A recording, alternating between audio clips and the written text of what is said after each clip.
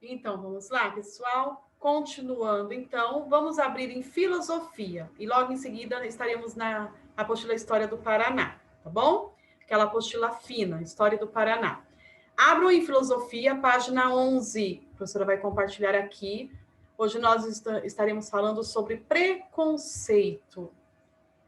Então, vamos lá.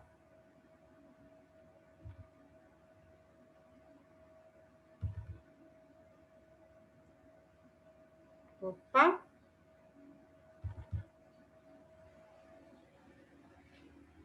Então, vamos lá. Preconceito. Na fábula de Hans Christian Andersen, alguns animais desrespeitaram o patinho feio porque se sentiam superiores a ele, quando na verdade eram apenas diferentes entre si, cada um com características, qualidades e limitações próprias. Outro motivo que influenciou esses animais a não gostar do patinho foi não saberem distinguir um filhote de pato de um filhote de cisne, talvez por nunca terem visto um filhote de cisne antes.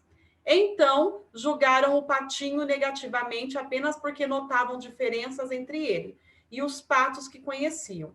Na vida real também ocorrem situações semelhantes. Infelizmente, ao se deparar com diferenças, muitas pessoas julgam outras de forma negativa, sem buscar conhecê-las melhor e descobrir suas qualidades.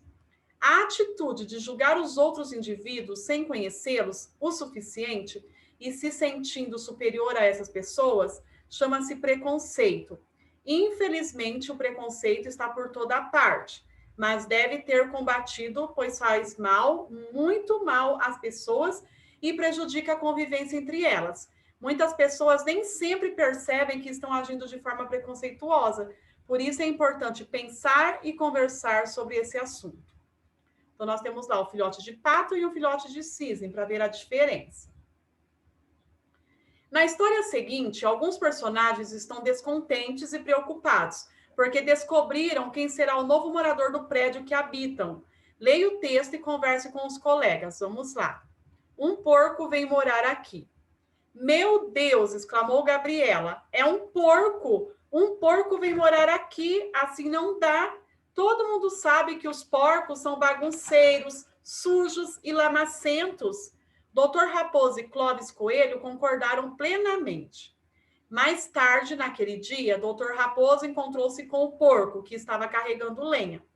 Doutor Raposo continuou andando rapidamente, sem nem dizer olá, mas diminuiu o passo para ver o que o porco estava fazendo. E não se surpreendeu nem um pouco ao ver que o porco deixara cair alguns pedaços de lenha na calçada. Que bagunça, ele disse. Aquele porco deixou sua lenha espalhada na nossa calçada. Oh, não, falou Gabriela, e foi lá fora olhar, mas não viu lenha nenhuma. Doutor Raposo deve ter varrido tudo, ela pensou. Mas tinha sido o porco que havia varrido a sujeira. Depois ele subiu ao seu apartamento e preparou-se para acender sua lareira. Então vamos lá. Registre os pensamentos, as falas e as atitudes dos personagens que você considerou exemplos de preconceito. Então, o que você acha aqui, diante dessa história? Quais atitudes demonstrou um preconceito? Primeiro, eles falaram o quê? Nossa, um porco vem morar aqui. Nossos porcos são bagunceiros, são sujos, lamacentos. Então, isso foi uma atitude preconceituosa, não é verdade? Depois, viu a bagunça, falou, nossa, aquele porco deixou a lenha espalhada, e depois voltou, e aí ela achou que tinha sido quem? Que o doutor Raposo tinha varrido, e na verdade foi o próprio porco, ele deixou cair a sujeira, ele foi lá e limpou, mas ela não achou, ela teve o preconceito que os porcos são sujos, né? Então, vocês vão escrever aí as atitudes, quais que demonstram esse preconceito. Que aprendizado pode ser obtido com essa fábula e aplicada à convivência humana? E aí, o que vocês acham?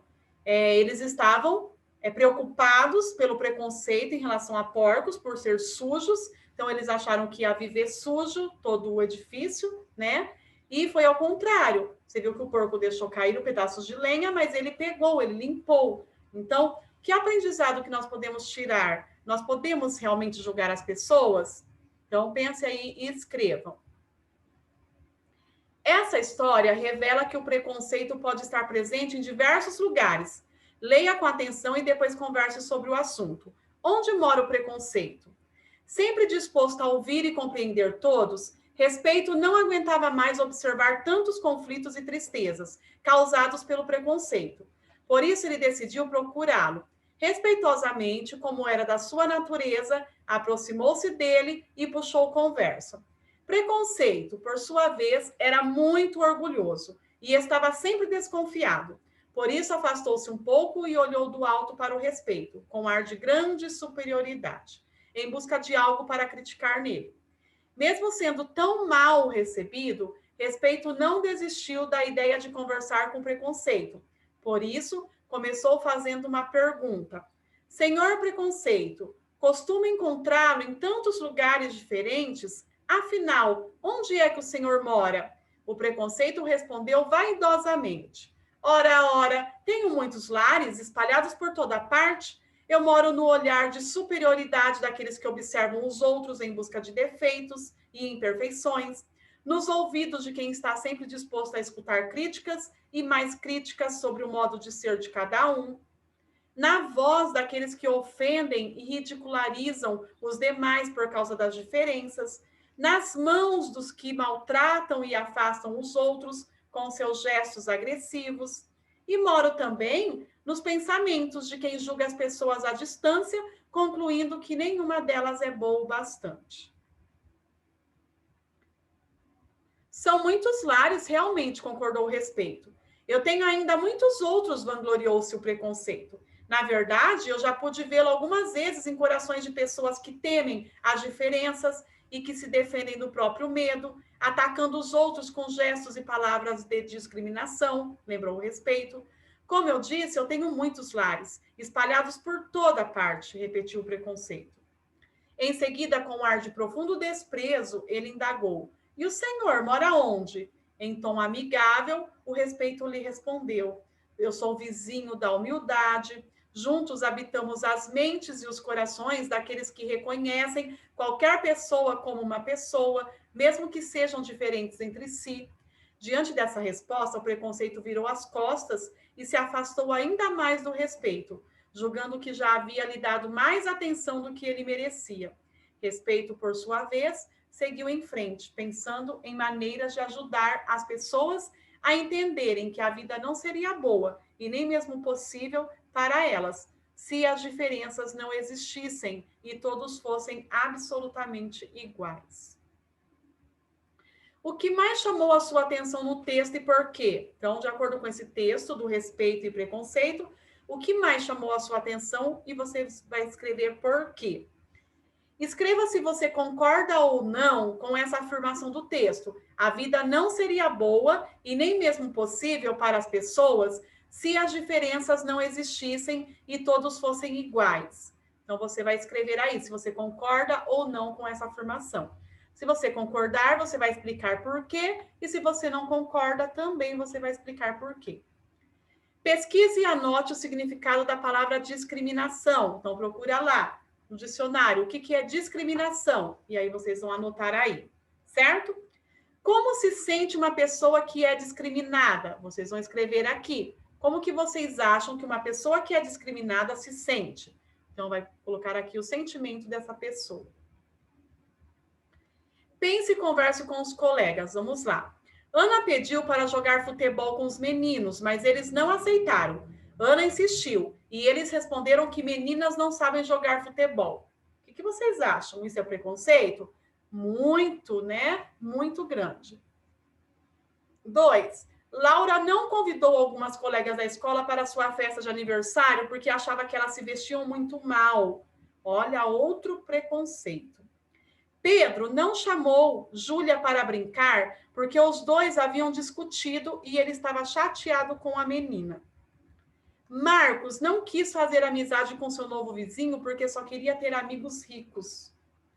Gabriela não quis dividir seu lanche com nenhum dos colegas. Lucas não gostava do jeito de Paulo. Certo dia, os alunos deixaram suas maquetes na sala de aula durante o recreio e quando voltaram, a maquete de Lucas estava caída no chão. Então, ele disse ao professor que o responsável por isso só podia ser Paulo. Muito feio isso, né, pessoal? Tentar incriminar, né? Jogar a culpa em outra pessoa. Fazer uma coisa feia e tentar jogar a culpa ainda em outra pessoa. Isso é muito feio.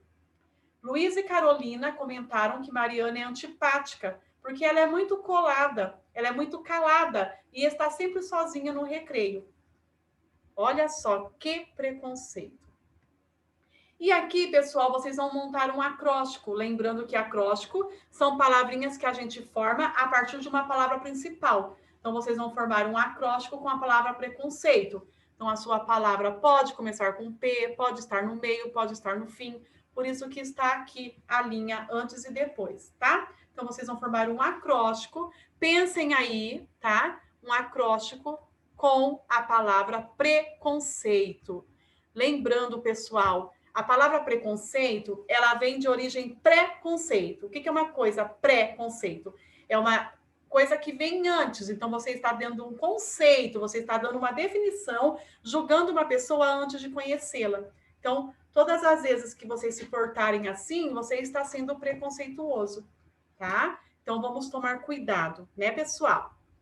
E para finalizar, então, vocês têm lá na página de História do Paraná, página 33. Vocês irão ler o texto na página 33, que está falando sobre a organização social dos tropeiros.